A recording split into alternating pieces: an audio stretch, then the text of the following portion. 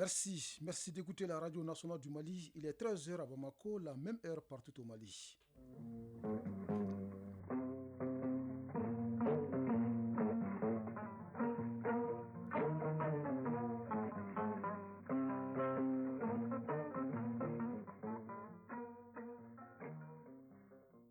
Le journal Bourama Traoré. Mesdames et messieurs, bonjour et bienvenue dans la deuxième édition de Mali Actualité et les titres. L'intégration africaine est magnifiée. Les rapprochements entre les peuples africains favorisés en ce 25 mai. C'est la journée de l'Afrique célébrée un peu partout à travers le continent. Ici au Mali, l'événement est marqué par la montée des couleurs à la tour de l'Afrique. C'est un nouveau projet de plus de 90 milliards de francs CFA financé par la Banque mondiale. Son objectif, restaurer des terres dégradées. Il a été lancé à Caille, les échos dans cette édition. Au même moment, s'achève à Bali, en Indonésie, le Forum mondial de l'eau. À l'heure du bilan, la délégation malienne a le sourire large. Au Burkina Faso, les travaux des assises nationales se sont ouverts ce matin à Ouagadougou pour 2 jours. Les représentants des différentes couches socio-professionnelles font le bilan de la transition et décident de la suite du processus. La Cour internationale de justice ordonne à Israël de stopper immédiatement son offensive militaire et toute autre action menée dans le gouvernorat de Rafah. La 5e étape du Tour cycliste du Mali se déroule ce samedi à Ségou. Sur le continent, la finale et retour de la Ligue africaine des clubs champions de football se joue également ce samedi entre Al-Ahly et l'Espérance sportive de Tunis. C'est tout pour les titres. Aujourd'hui, 25 mai, c'est la journée de l'Afrique. Il y a exactement 61 ans que l'Organisation de l'Unité africaine a été créée, devenue plus tard l'Union africaine. Cette journée vise à magnifier l'intégration et à favoriser le rapprochement entre les peuples africains. Elle est aussi un moment de réflexion sur les grandes préoccupations du continent. Le Premier ministre Dr Choguel Kogala Maïga a présidé ce matin la cérémonie de montée de couleurs à la Tour de l'Afrique. C'était en présence des membres du gouvernement et des communautés africaines vivant au Mali. Cette année, la réflexion porte sur la problématique de l'éducation. Au micro de Mamadou Fane, le ministre en charge de l'intégration africaine Moussa Aga Atayer insiste sur l'importance de cette question. Cette commémoration vise à célébrer l'union, l'unité, la diversité et les progrès du continent. C'est l'occasion pour chaque pays d'organiser les événements dans le but de favoriser le rapprochement entre les peuples africains. L'objectif étant de magnifier le panafricanisme et de projeter l'Afrique dans la vision d'un continent intégré, prospère et paisible. C'est le moment de nous arrêter pour faire le point des grandes questions auxquelles le continent fait face. C'est également le moment pour dégager les perspectives à moyen, voire à long terme. La journée de l'Afrique est une occasion de réflexion profonde sur les questions de grandes préoccupations.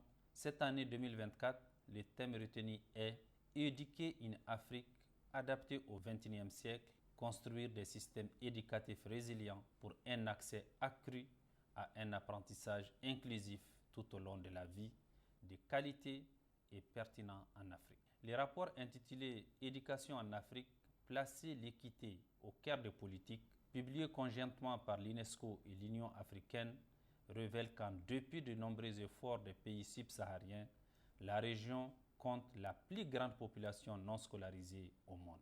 Pour répondre à ces défis majeurs de refondation du domaine de l'éducation, le Mali a organisé en décembre 2021 les Assises nationales de la refondation, dont l'une des recommandations fortes est, je cite, « bâtir un système éducatif refondé en adéquation avec les aspirations du peuple ». Pour l'édition 2024, commémorant le 61e anniversaire de notre organisation continentale, le paquet d'activités de la semaine prévoit, entre autres, des manifestations éducatives, culturelles et artistiques, ainsi que des conférences-débats, des ateliers et des journées d'échange et de réflexion.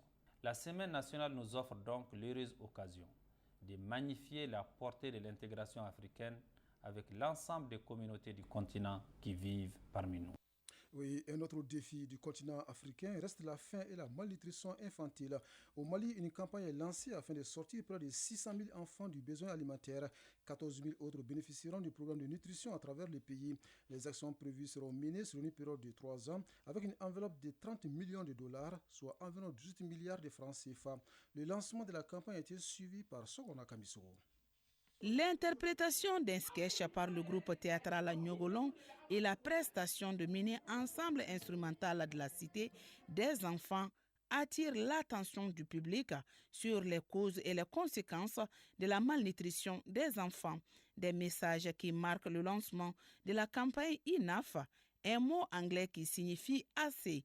Elle est initiée par l'ONG internationale World Vision. Patrick Danier, directeur national de World Vision Mali. Nos objectifs programmatiques sont que 580 000 enfants bénéficieront des programmes d'assistance alimentaire à travers le pays et 140 000 enfants bénéficieront des programmes de nutrition. Pour nous permettre d'atteindre nos objectifs programmatiques assez ambitieux, j'invite les bailleurs de fonds à mobiliser 30 millions de dollars pendant ces 3 années de mise en œuvre, avec 10% du budget investi dans les actions de plaidoyer et 90% dans l'assistance directe aux bénéficiaires. Imran Ag Mohamed, président du Parlement des enfants du Mali. Des millions d'enfants font face à ce phénomène qui compromet non seulement leur survie en créant une insécurité alimentaire, en les exposant à des graves maladies, mais aussi et surtout en compromettant le cadre scolaire, car un enfant qui a faim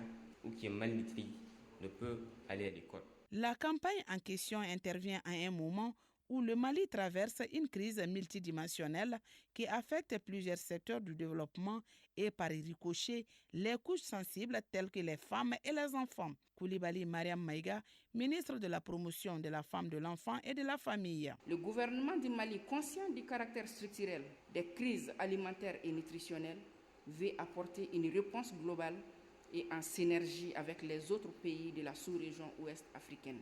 J'invite chacun à s'investir personnellement afin que cette campagne contribue à renforcer les efforts du gouvernement conduisant à éradiquer la faim et la malnutrition au Mali. La campagne qui s'étend sur 3 ans couvre l'ensemble du territoire national.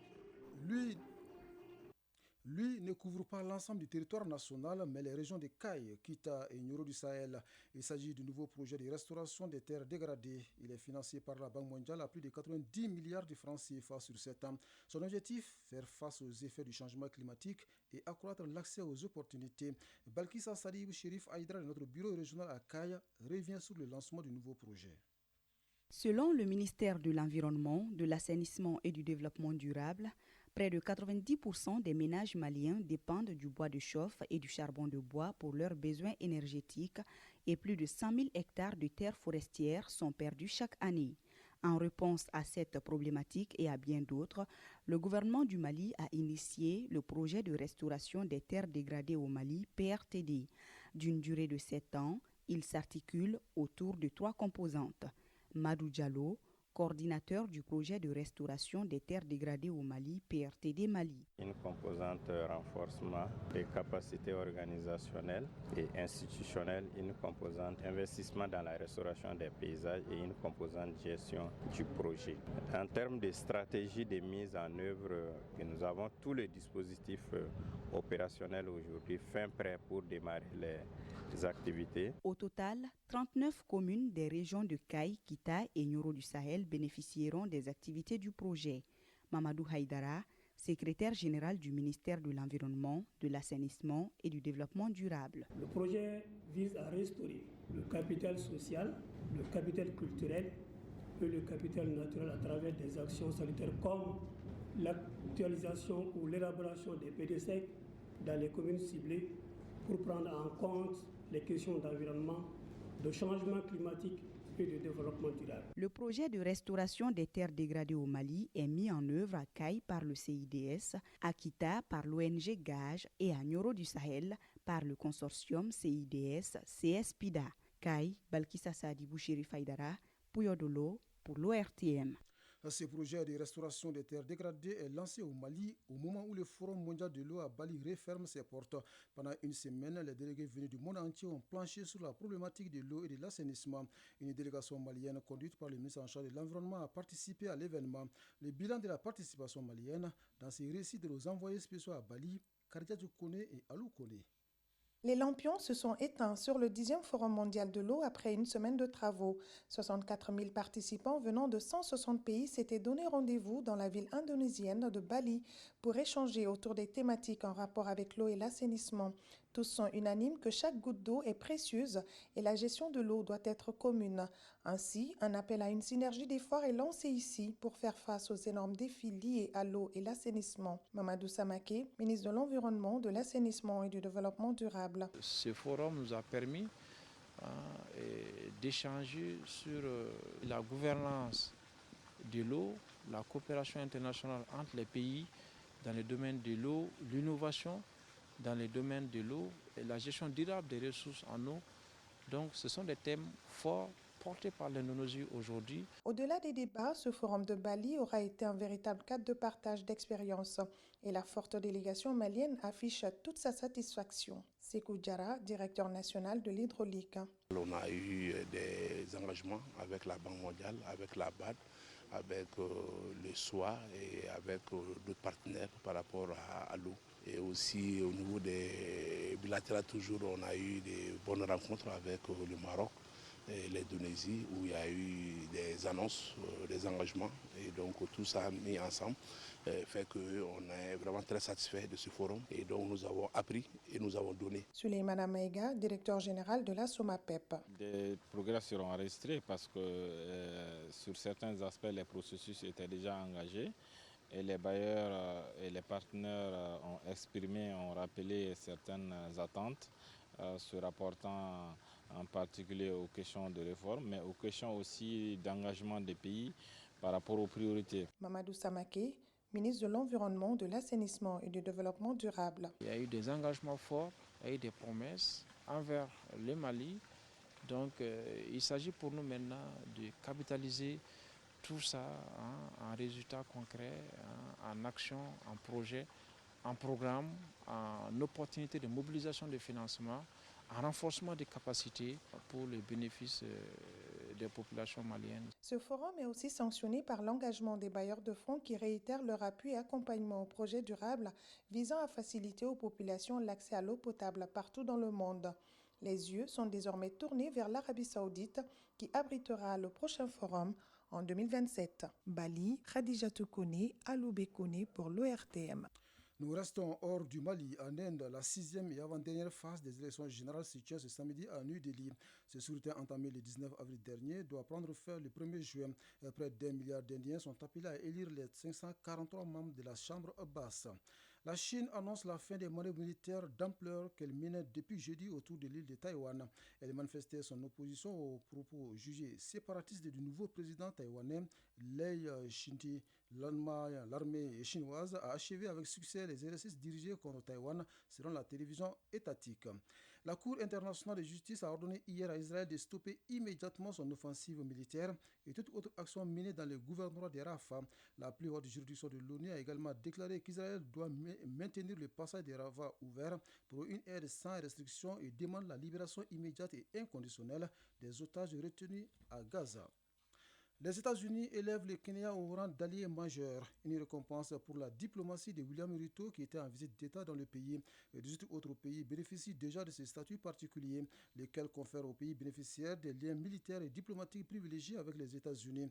En Afrique, après l'Égypte, le Maroc et la Tunisie, le Kenya deviendra le premier pays d'Afrique subsaharienne à l'obtenir. Sur le continent, au Burkina Faso, les travaux des assises nationales se sont ouverts ce samedi à Ouagadougou pour 2 jours. Les représentants des différentes couches socio-professionnelles du pays sont appelés à faire le bilan de la transition qui prend fin le 1er juillet prochain. Cette rencontre inter-burkinabé doit donc décider de la suite du processus. Le président sénégalais Bassirou Diomaye Faye est arrivé hier en Guinée pour une visite d'amitié et de travail. À son arrivée, il a été accueilli par son homologue guinéen, le général Mamadi Doumbouya. Au menu de cette visite, la coopération bilatérale sénégalaise et guinéenne échangent donc pour renforcer cette coopération et consolider l'axe Dakar-Conakry. En RDC, le nouveau président de l'Assemblée nationale, Vital Kamerhe, a pris hier ses fonctions au Palais du Peuple, au siège du Parlement. Parmi ses priorités, le renforcement du contrôle parlementaire et la transparence dans la gestion des finances de l'Assemblée nationale. L'institution est considérée comme la plus budgétivore de l'État avec plus de 280 millions de dollars par an, soit environ 170 milliards de francs CFA. Ici, au Mali, les œuvres sociales du président de la transition se poursuivent. Après Bamako, l'équipe de la présidence est à l'intérieur du pays pour inaugurer de nouveaux forages au profit des communautés. Dans la région de Sikassou, précisément à Kadiolo, certains villages ont désormais accès à cette ressource précieuse et indispensable à la vie.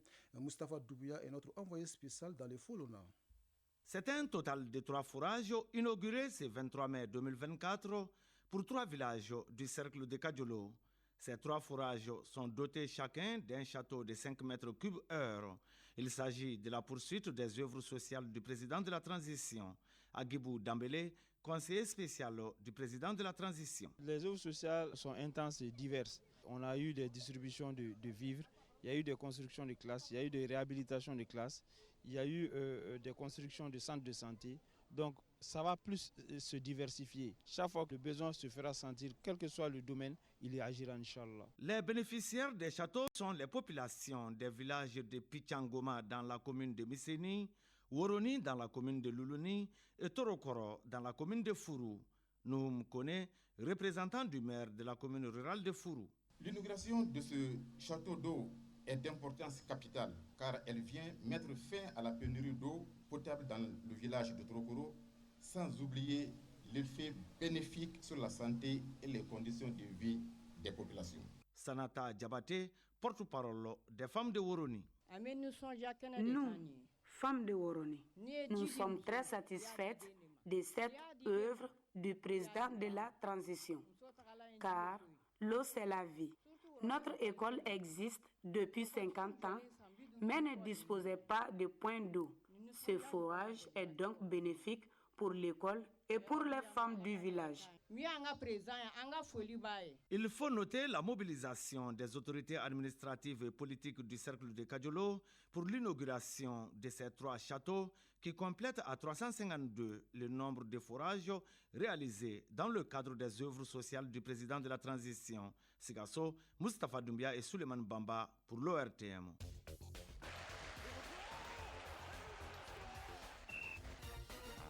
Sport, la 11e journée du championnat national de basketball prend fin cet après-midi.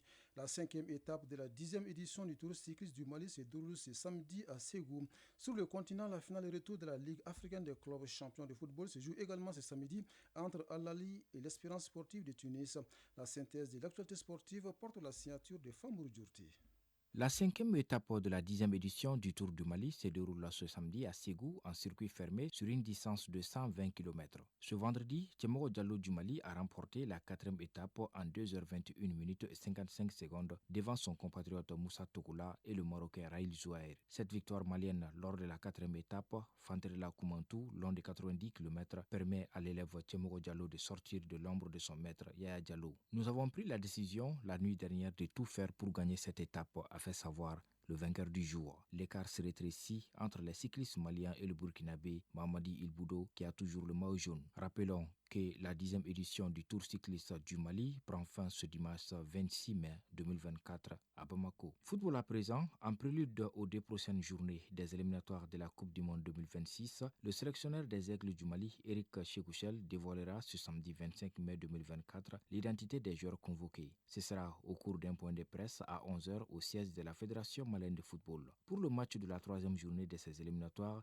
le Mali jouera contre le Ghana, jeudi 6 juin 2024. Le stade du 26 mars de Bamako abritera ce derby ouest-africain. 5 jours après, le 11 juin, au compte de la 4e journée, les Aigles du Mali seront reçus par les Barayas de Madagascar en Afrique du Sud. Le Mali est en 2e position dans le groupe I des éliminatoires de la Coupe du Monde 2026, derrière les Comores, qui ont 6 points. L'équipe nationale du Mali a enregistré une victoire et un match nul, soit 4 points après 2 journées. Sur le continent, c'est en Égypte, au stade international du Caire, que se jouera cet après-midi la manche retour de la finale de la Ligue des champions de la CAF entre Al-Ali d'Égypte et l'Espérance sportive de Tunis. Ce sera à 17h GMT. Après le 0-0 à l'aller, le suspense est entièrement présent à l'aube de cette manche retour. Rappelons qu'en cas de match nul avec but, c'est l'Espérance sportive de Tunis qui serait vainqueur en vertu de la règle du but à l'extérieur, toujours en vigueur en Afrique. Mais faire un match nul ou gagner au Caire est loin d'être une tâche facile, tant Al-Ahly excelle devant son public. Al-Ahly est en quête d'une 12e couronne dans la compétition, alors que son adversaire court derrière son 5e titre. Rappelons qu'après le sacre d'Al-Ahly en 2012 et celui de l'Espérance en 2018, c'est la 3e fois que ces deux monuments du football africain s'affrontent en finale. Les Égyptiens restent par ailleurs sur 3 victoires lors des 4 dernières éditions. De par leur histoire et le fait qu'ils disputent cette manche retour à domicile, les Diables Rouges font naturellement office des favoris malgré le résultat mitigé de l'aller. Notons aussi que ce match aura lieu à guichet fermé. 9000 supporters de l'Espérance sportive de Tunis ont fait le déplacement, mais Al-Ahly leur a réservé seulement 2500 places, ce qui a généré des tensions. L'arbitre expérimenté congolais Jean-Jacques Dalla sera au sifflet de la rencontre. Démarré hier vendredi, la 11e journée du championnat national de basketball prend fin ce samedi 25 mai. 4 matchs sont au programme. Sur le tableau masculin, l'AS Real reçoit le Siggi de Caille et l'USFAS joue contre le centre de référence de basketball de Tombouctou. Du côté des dames, l'AS Police accueille Calaban Sport Club et l'USFAS affronte le Djoliba AC. Toutes ces rencontres se jouent dans la salle Salamatou Maïga du Palais des Sports de Bamako. En ouverture ce vendredi, en série messieurs, l'AS Commune 1 a été battu par le Stade Malais de Bamako 79-89. L'AS Police est tombé devant Atar Club de Kidal 65-79. Sur le tableau féminin, l'AS Real s'est imposé 79-45 face au centre Bintou Dambélé de Koulikoro. L'AS Mandé s'est lourdement incliné 53-108 devant le Stade Malais de Bamako. C'est un trio de Traoré qui vous a servi cette 2e édition de Mali Actualité. À la mise en ligne, Ségou Traoré, aux manettes Abse Traoré et au micro Brahma Traoré. Youssouf Traoré s'installe après moi pour la synthèse de l'actualité dans nos régions. Merci à vous de nous avoir suivis et passez d'excellents moments de radio où que vous soyez. À très bientôt.